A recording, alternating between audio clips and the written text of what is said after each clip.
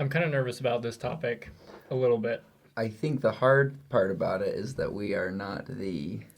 We don't have much authority in this field. Oh, can you guess what it is? Career and education. Yes. Because I think we can talk about education. Well, you're graduated, I'm right? graduated. I've, So I got a salary job. we have some authority You know? there then. Career, We're pretty young. yeah, we haven't been in the Yeah. workforce that long, so when it comes to career, maybe take that with a grain of salt, what we say, unless we quote somebody authoritative. With a what do you? I was gonna say pitcher of salt. No. Oh my a salt gosh. shaker. Take it with a salt shaker. One time I was making snickerdoodle cookies and I accidentally put in like a cup of salt instead of like a teaspoon of salt or whatever it was, and they were not good. And that's my story.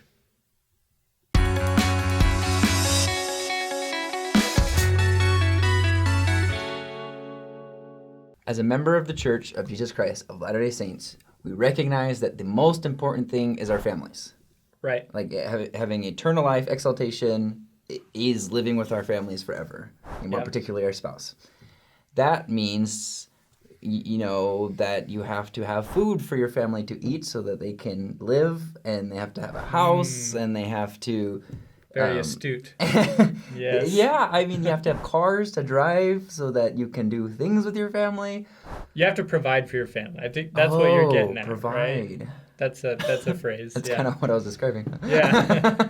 You gotta provide for your family. And that's expensive. Yes. And so Yes. and like it's crazy. You don't even realize how expensive it is until like then you have your first kid and then you're like, oh wow, and then you have your second, you're like, oh wow, and then You're making it worse. Just more I expensive. feel like it plateaus though. Once you're at like 6 kids, it's like, yeah, you're already like in like life, money, what is it, The church, like, it really emphasizes that we needed to provide for our families as parents. Mm-hmm. I think culturally it used to be very focused on that the father had to provide, but that still is true with the proclamation of the family emphasizes that the father's job is to provide. But I think that times are changing, and it's very much appropriate for a mother to either help provide, or if you're a single mother, you are the only one providing, Yeah. I think that's definitely on the minds of both the mother and the father, how they're going to provide for their family. And that brings into the question of what kind of job you're going to get and what things you should study. Mm-hmm. How did you decide what to study in school? Well, so that was really hard for me because my dad is an engineer, my brother is an engineer, my younger brother is studying to be an engineer, and that job right out of college, my brother got a really good paying job right out of college. Because there's people are always building things, people need engineers. Yeah. But what I noticed is that my dad would come home from work and be like, man, my job's boring. My brother would come home from work. My brother's job is to write to write manuals on how to fix nuclear submarines. Okay, that sounds really cool, but it's probably pretty boring. No, he sits at a computer and types out step 1, do this, step 2, do this, step 3, do this. That's all he does all day. Ooh. Like, it actually sucks. Ooh. And then like that's you're not just like stuck reading manuals. You're you're writing the manual that people read. And then people come to him and like, your manual, like, we don't like it because it's a boring manual. And he's like, what do you want from me? Like, he studied. Put some emojis in there. He or studied something. nuclear engineering. He invented he made his own engines and cars and stuff in college, and to end up writing instruction manuals. Yeah. So I saw that. I was like, that looks really boring. Mm-hmm. That doesn't look fun at all. Yeah. And then as a hobby, I liked making videos, and I just decided that that's what I was going to do for my career. And my parents were like, whoa, you can't support a family with that. Mm-hmm. And I believed them for a very long time. So that was psychologically. That's hard. That's hard. When you feel like you have to be one thing, when your heart, your mind, everything desires something else. Yeah. It's kind of the age-old controversy of do I do something that will very securely provide for my family, but I'm going to hate it, or do I do something that is a little more risky, but I love it? Right. So I found with some exploration, I was blessed with some cool opportunities to work on a movie, on set, you know, and then like to edit some videos for people. And I got to work at BYU TV. That was the best chance because like I like applied for a job at BYU TV right when I got home from my mission, and that kind of taught me that there is a middle ground. Like it's possible to find a job that pays well, not amazing probably, Yeah, but especially well. as a student. Right, exactly. But also is something you kind of enjoy. Yeah. And that's what I think people should look for is that middle ground because Yeah. I think if you go 100% passion, you're going to miss out on a lot of the things God has laid out for you. Right. You know, but if you go 100% business, make money, provide, well, I feel like emotionally you're going to miss out on what God has prepared for you, you know? Yeah. But And it may not develop some of those talents that you've been given. Too. Right. And you're just grumpy. Yeah. You come home from work and you're just like I have some days at work that are harder than others, but for the most part, I wake up excited to go to work. Like my sister called me on Monday morning. I'm driving to work and she called me and she's like, "Hey, I have a question." And she's like, "Oh, today's Monday, isn't it?" And I was like, "Yeah." And she's like, "Are you bummed to go to work?" And I was like, "No. I'm actually really excited." That's she's great. like, "So it's not even a Monday for you?" And I was like, "I guess not." Like That's where you want to be. yeah, you want to find that. And so, yeah, there's going to be good days and bad days, but the idea is to find a job that I think you, for the most part, is a good day. But if you have a job that's a bad day every day because it just, like, is boring and you don't enjoy what you're doing, then I feel like that affects your family. Mm-hmm. But I feel like that's a very millennial way to think. You have which way? The business oriented? No, doing the fun, like, doing something you like. It is. I think that, like, this is probably a generalization, so take this also with the salt shaker. But like, I feel like a lot of times, like the older generation is very like, no, sacrifice, you know, having fun in your job, and you just do what you need to do to make money. But I like what you said. Like, you got to find a happy medium. Yeah. Like, you cannot ignore the needs of your family. Like, right. you have to be practical. Well, in that sense. because if you can't provide for them, that will break you. Yeah, exactly. You know, so like no matter how happy you are doing art or being a video game streamer, you know, whatever your like less than practical job is, it can't compensate for failure in the home and not being able to provide. That sounded very like. That sounds like a quote from like President Nelson or somebody. I'm practicing. Yeah, I agree with that. And my philosophy is kind of like, I feel like if you're paid to do something, you enjoy it less sometimes. Yeah. Does that, like, that's not always true, but like if I have a hobby, let's say my hobby is crocheting, okay? Which is a very real hobby. I do it. Taylor just bought her first crochet hooks. Is it crochet or knitting? Crochet. She's been knitting. Okay. And then she just bought her first crochet hooks. Cool. Yeah. That's cool. Yeah. Knitting is for grandmas. Crocheting. Knitting is for grandmas, though. The click. But like, okay, so let's say like crocheting. I like to crochet, but I don't like to like be obligated to crochet for money. Right. You know. But at the same time, it would be cool to get paid to crochet. Mm-hmm. What am I trying to say here? I don't know what you're trying to... I think you're saying that maybe it's not always the best to turn your hobby into a career.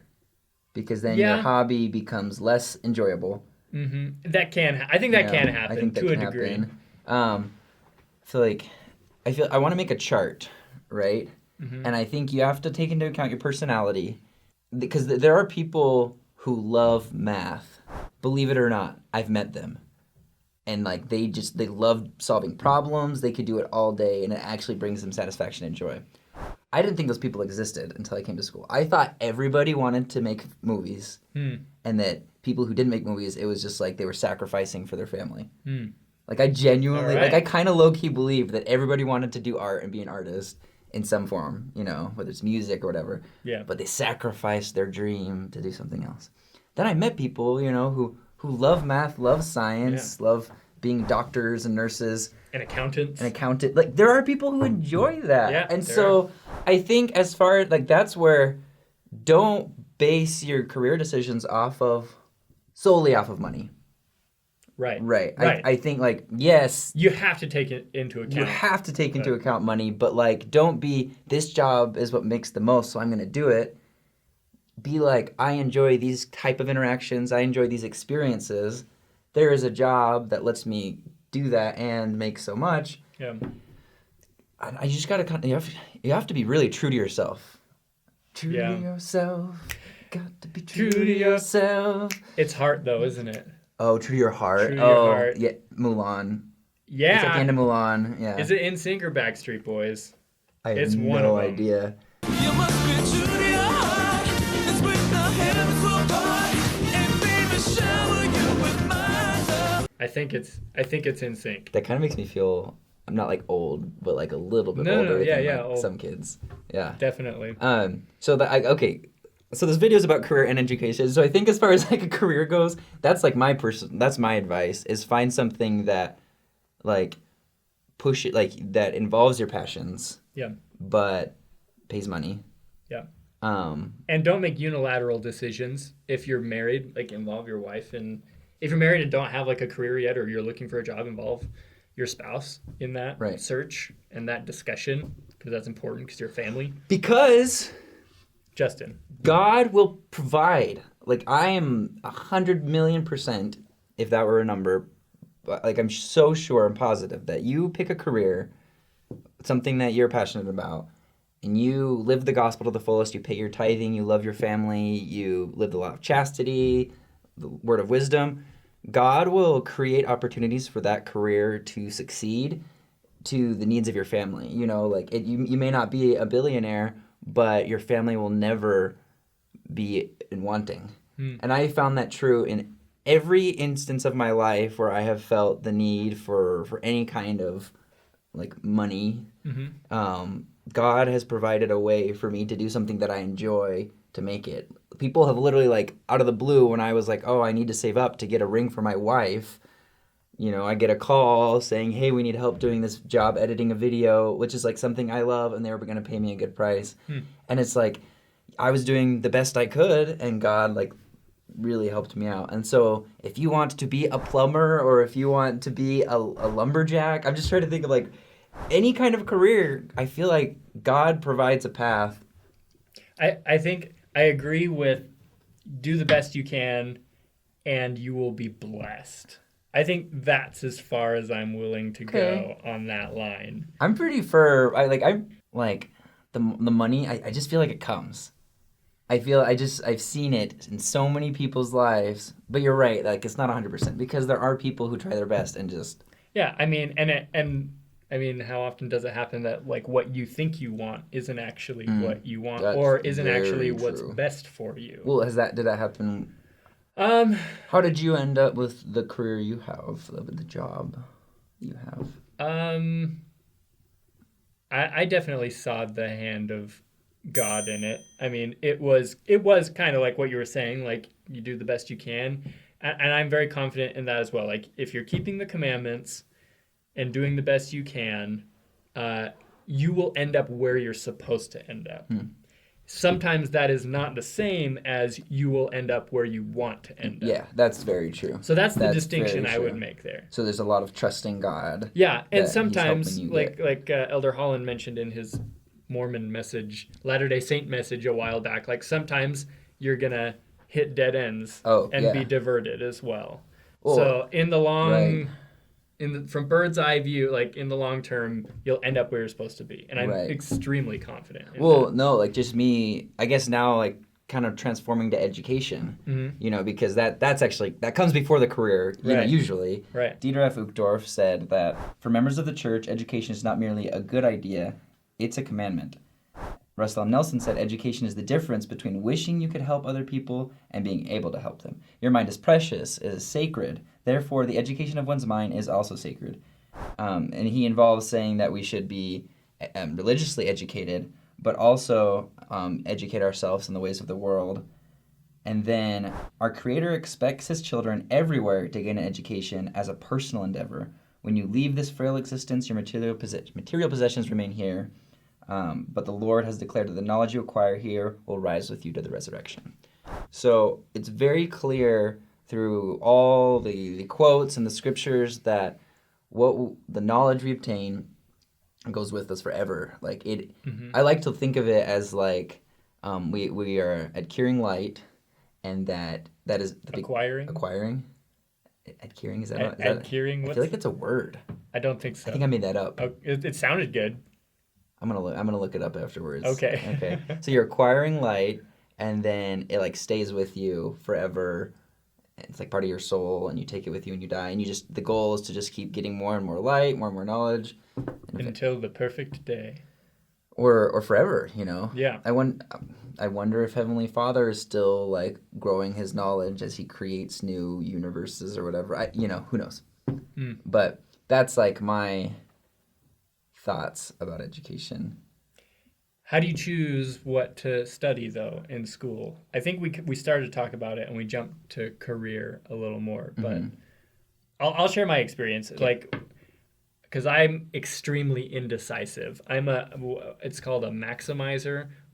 So imagine you're like in Walmart and you've got 50 TVs in front of you and you agonize for hours on which one to buy. And it doesn't matter which one you buy. It could be the best option, but no matter what you buy, you're always going to be disappointed because you're going to think, what if this other one was the best option? You know, that's heavy. It's a thing, a maximizer. And is there a positive quality to being a maximizer, or is it straight up like a negative diagnosis? You do your research, I guess. Okay, that's true. You're probably very knowledgeable about whatever you want. I think it's just like a personality trait. But anyway, so when it came to like figuring out what major I wanted in college, there was a little bit of that maximization mixed in there, where it was really hard for me to like focus in on one thing. But what I did I thought was pretty practical. I mean, I sat in front of a list of all the majors and I eliminated things that I knew I didn't want to do. And then I got down to like a few and I was like, okay, well, what are my talents? What am I good at? What am I interested in? What, could provide a path to provide for my family. Yeah. And then from there, I made a decision. And you're praying and fasting throughout this whole process. Right. But it's also important, as you know, and you've mentioned on the show many times, it's important to make a decision too and keep your feet moving. And yes, as you do that, and as you're doing your best, as you're keeping the commandments as best you can, even if you're not sure how the Spirit is talking to you, if you're trying your best, you will end up where you should be. Well, and maybe it's like you'll at least end up somewhere. Yeah. And I feel like somewhere is better than nowhere. Yeah. At the end of the day. Yeah, you don't want to let yourself be crippled by indecision, right, and rendered immobile. Because like because you can, I mean, like you're saying, being a maximizer and you've got all those TVs. I know the people who do that and then they leave they don't even buy one. Right. And then they just leave. Yeah. And at the end of the day, like you didn't even get a TV after all that work. Yeah. So it's better to buy a decision that could be wrong, meaning not as amazing as a different decision, but at the end of the day, it becomes an amazing decision because that's the one you chose. And that's the one you like put your efforts into. I think very often we think of God in this dichotomous way where like what a good word. Thank you. Yeah. he either like thinks that something is right or wrong, and he's going to tell you like this is right, all these other things are wrong. But I think very often he just leaves it up to us, and what we choose becomes right. Yeah. Well, it's humans are not like that. We are not black and white. We are not right or wrong. Oh, right. Like we are such complicated creatures, and to think that God is less complicated than us, I think is a little like we're putting God in a box. Yeah, it's pretty presumptuous. It's very presumptuous. And so as far as education, like trust yourself, in that, like you're gonna make some like wrong decisions. You're gonna hit some dead ends. It wouldn't be worth it if you didn't have to struggle to figure out who you are and what. But at the end of the day, like as the prophets were saying, like just keep learning about something, anything. So like personally, I really wanted to work for Pixar. when I went to BYU, and they have a really good animation program, and I was like, oh, that's what I'm gonna do. And so in high school, I started taking these art classes, and then I come, home from my mission, and I take all these drawing classes, and I'm getting prepped, and I apply, and get rejected, and I'm like, that happens. People get rejected. I'm gonna apply again, and I take another art class, and then it just slowly dawned on me, like as I was like working, that I just like the other kids were getting so much better than me. There's some people who were just so good at drawing, and I just was not up to par, and then I realized that I like my social life a lot more than just sitting in a room drawing all day. And to get as good as you needed to be, you had to dedicate. Right. Like, not just 4 hours a day in class, but also another 7 hours outside of class in your own time, drawing. And that's when you're like, I don't like my hobby anymore. Yeah, exactly. And I was like, I'd much rather hang out with my friends and go see a movie, work for a little bit of the day, but not have that be my life. And so I just was like, okay, let's try film. Maybe that's a little less intense and something I already have some practice in, because I had some experience editing videos. Applied to the film program, didn't get in. Okay, wait another semester, worked on my application, applied again, didn't get in. And then I was like, it's funny because the first time I got rejected, I cried. I was like, this is what I wanted. I felt good about it. I had prayed, and I felt so good. Yeah. And I even told my dad, because my dad's the one who was really worried about my future as far as economically. Mm-hmm. And I told him I feel like if I do this career, I can find a really good, because television and all this stuff, there's good jobs, And I was like, I can find it. And he was like, okay. And then when I didn't get in, my dad's like, that's a sign, be an engineer. And I was like, no, this has to work out. So when I didn't get accepted the second time, I just felt this overwhelming peace that kind of like you were saying, the Elder Hall, and hitting a dead end. I was like, okay, I know this isn't where I'm supposed to go. And I don't know where I'm supposed to go from here, but at least I know that that's not the right path. Yeah. And then one of my bosses at work was like, I told him I didn't get in, so I don't really know what to do. I literally had no idea. And then he was like, try the communications program. They teach you how to market your skills as a video editor and stuff, and maybe you can find a job that way. Boom. There's a new program that was only a semester long that started that year. Wow. Or 2 semesters, but it was short Saturday. So long story short, I graduated really fast after that. Found a job as a full-time video editor because of a friend who was in my program, blah, blah, blah. It all just kind of worked out. And I think, personally, like you were saying, I just feel like you just have to keep on making decisions and giving it everything you've got until you hit a dead end. Mm-hmm. Take what you've learned from that dead end, because you were gaining skills, you were learning that whole time. Right. And then just to apply it to the next path. Yeah. To the next path. Until those hit dead ends. We're probably going to face more dead ends. Exactly. Then the job I'm in right now may not work out, but I'm still learning and I'm still growing. And when I'm at home, I'm learning about new techniques and videos and computers and stuff. And when this job stops being what I need to be doing, when it hits a dead end, then I will have more knowledge and light to push in another direction. I'm going to be so sad if one of our employers sees this and they're just like, David, we hit a dead end. we hit one of those dead ends you were talking about. It's going to be a blessing. There's this scene in Emperor's New Groove when he fires Yzma at the very beginning, and he's like, we're moving in a different direction. He just has all these different ways of saying you're fired. How else can I say it? You're being let go, your department is being downsized, you're part of an outplacement. We're going in a different direction, we're not picking up your option, take your pick. Our bosses are just gonna take everything we've said here and be like, oh, thank God, I just didn't know how to tell you, but you phrased it so well that crap. Yeah, that's my bit on education. Just keep pushing. Yeah. And ask your parents about it too. Yeah. Ask God about it. Heavenly parents. And then apart from that, keep learning stuff. Yeah. Never stop learning. Yeah. Never stop growing. Watching YouTube videos, If anybody tutorials. can tell me what that's a reference to, I will be very impressed. Did you say it in the cadence of the quote? Yes. I didn't recognize It's an obscure one though. It's not a movie it's a YouTube video. Kind of old too, but anyways. Education and career, extremely important, whether you are a Latter-day Saint or not. This is very opinion-based and discussion-based. Right. Share your our opinions. experiences. Yeah, let us know what you guys think in the comments. if you're older than us and have been in a career longer, what advice do you have for us? Yeah, definitely, because like we only have up to here, Yeah. but I'm sure. Still youngins. But Still have. thanks for watching. Like I hope this helps a little. I hope this helps clear some things up or give you like a little bit better direction. Love you guys a lot. See ya. See you later.